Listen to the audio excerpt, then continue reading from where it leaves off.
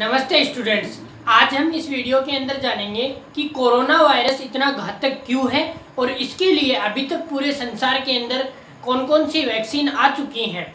और हाँ, आज हम इस वीडियो में और जानेंगे कि आईसीयू, वेंटिलेटर और वार्ड क्या होता है, ये सारी चीज़ें हम जानेंगे। तो स्टार्ट करते हैं सबसे पहले कोरोना वायरस से, जिसका कोविड-19 भी जिसे कहा जाता है। ठीक है, ये कोविड-19 जो है वो चाइना के वुहान शहर से नवंबर दिसंबर 2019 में स्टार्ट हुआ था और अब तक 2021 मई आ चुकी है। ये अपनी दुनिया में, पूरी दुनिया के अंदर तहलका मचाया हुआ है। ये क्या होता है? ये एक तरह का गोल वायरस है। इसके ऊपर यहाँ पे स्पाइक प्रोटीन लगी होती है। इस प्रोटीन का नाम है स्पाइक प्रोटीन।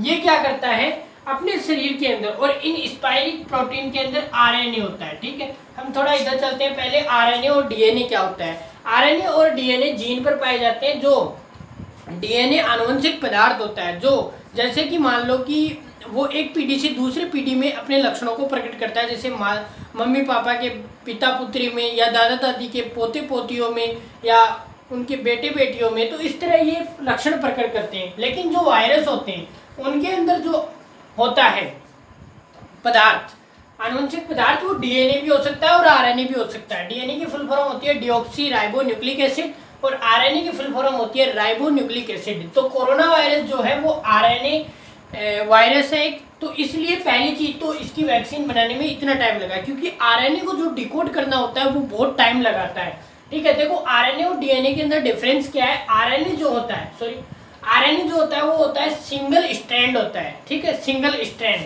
और जो डीएनए होता है वो डबल स्टैंडर्ड होता है। मतलब इस तरह आरएनए मान लो एक अंगुली हो गई और इसके साथ में दूसरी अंगुली में लपेट दूं तो ये क्या होगा? Double standard. ये क्या होता है? डीएनए।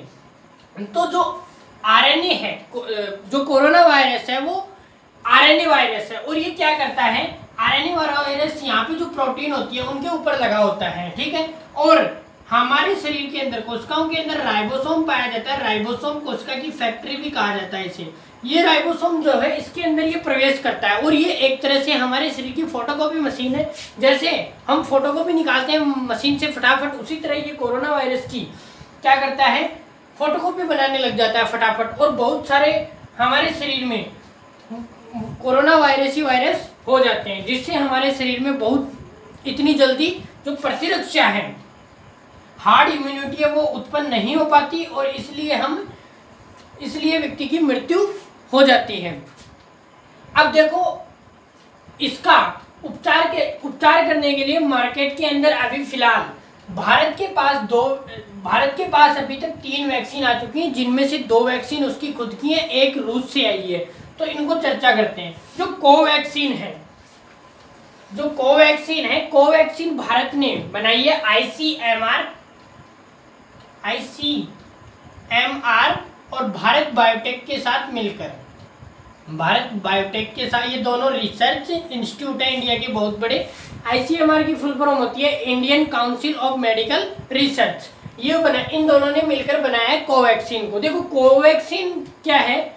कोवैक्सीन ने देखो, भारत के वैसे लोग जुगाड़ी होते हैं, तो वही यहाँ पे भी हमें देखने को मिला है। इन कोवैक्सीन के अंदर क्या किया गया है कि जो कोरोना वायरस है इसको इनएक्टिव किया गया है, मतलब इसको कमजोर करके इस वैक्सीन के अंदर डाल दिया गया है। अब होगा क्या? जैसे ये हमारे इस बॉडी के अंदर इंजेक्ट किया जाएगा सिरिंज के माध्यम से, ठीक है, तो वैसे ही ये कमजोर वायरस होगा तो इतना घातक नहीं होगा और इसके प्रति हार्ड इम्यूनिटी बन जाएगी, ताकि जब भी कोई फ्यूचर के अंदर ओरिजिनल वायरस हमारे शरीर से टकराएगा, कोरोना वायरस, तो उसके खिलाफ पहले से इसमें हार्ड इम्यूनिटी होगी तो उसको कुछ भी असर नहीं पड़ेगा। ठीक है, इसलिए ये पूरा का पूरा इसमें, और इसका जो तापमान होता है वो 2 से 7 डिग्री सेल्सियस तक माइनस में इसको रखना पड़ता है। मतलब 2 से 7 डिग्री प्लस में इतने टेम्परेचर पे इसको स्टोर करके रखना पड़ता है। उसके बाद आती है कोविशील्ड वैक्सीन को ऑक्सफोर्ड और एस्ट्राजेनेका ने मिलकर बनाया है।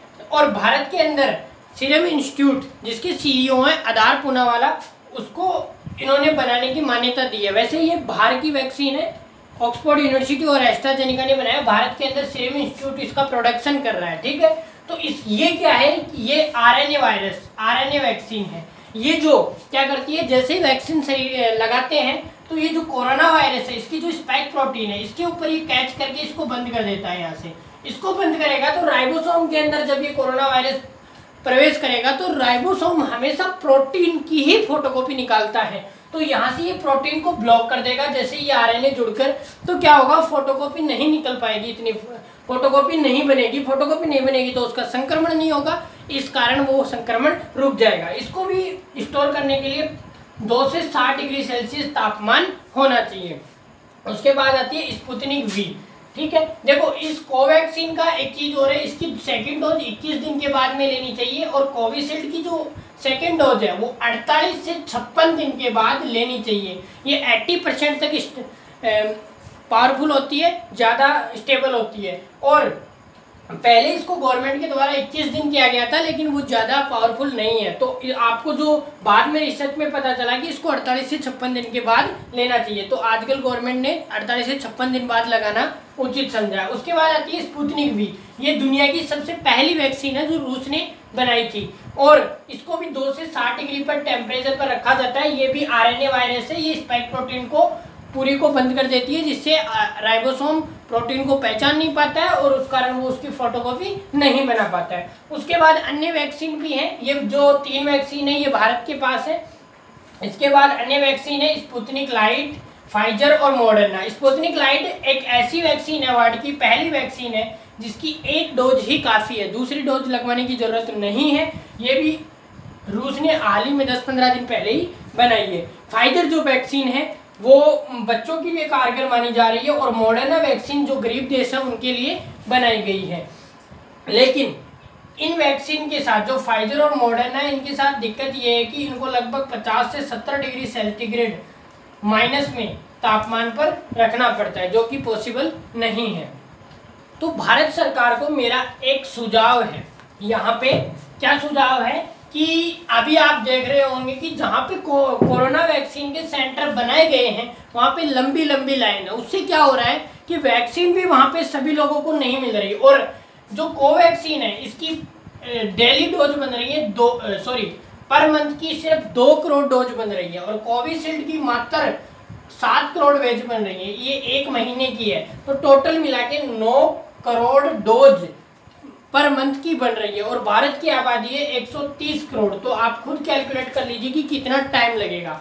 तो मेरा ये सुझाव है कि गवर्नमेंट को पर्सनली रूप से, ठीक है, कि भारत में जो दवाइयों का जो टीकाकरण चल रहा है उसको आप जैसे आप हॉस्पिटल पे वहाँ पे बुलवा रहे हो तो वहाँ पे हॉस्पिटल के पास अभी कई जगह वैक्सीन का स्टॉक खत्म हो जा रहा है और लोगों को वापस लौटना पड़ रहा है और भीड़ इतनी हो रही है कि यदि कोई एक भी पॉजिटिव रहा तो पूरा वहाँ पे कोरोना ब्लास्ट कर जाएगा। तो यहाँ पे देखो इनको ज़्यादा 2 से 60 डिग्री पर इन वैक्सीन को आप स्टोर कर सकते हो। जो आशा वर्कर होती है, जो पोलियो प्लस की दवाई पिलाई जाती है बच्चों को, उसमें भी इनको आसानी से स्टोर करके रखा जा सकता है। या फिर जो आइसक्रीम वाले आते हैं जो अपनी आइसक्रीम को रखते हैं उसमें इसको रखा जाता है। तो इस तरह की सरकार को व्यवस्था करके उसमें वैक्सीन को रख के हॉस्पिटल से अच्छा आप वहाँ पे घर घर जाकर लोगों को वैक्सीन दीजिए, ये ज़्यादा अच्छा रहेगा क्योंकि वहाँ पे ज़्यादा भीड़ भाड़ भी नहीं होगी और घर में आप जा के लोगों को लगाओगे जैसे प्लस पोलियो अभियान में पिलाते हैं। अब हम समझते हैं कि ये 4 चीज़ें क्या होती हैं। वार्ड क्या होता है, ऑपरेशन थिएटर क्या होता है और आईसीयू क्या होता है और एक वेंटिलेटर क्या होता है। आजकल 2 चीज़ों का नाम आप न्यूज़ में ज़्यादा सुन रहे होंगे, आईसीयू और वेंटिलेटर।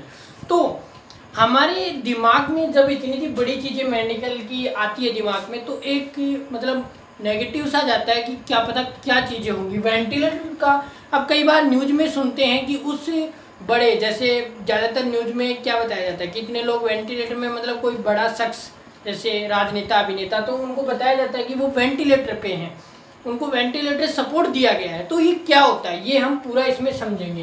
देखो सबसे पहले हम समझते हैं वार्ड क्या होता है।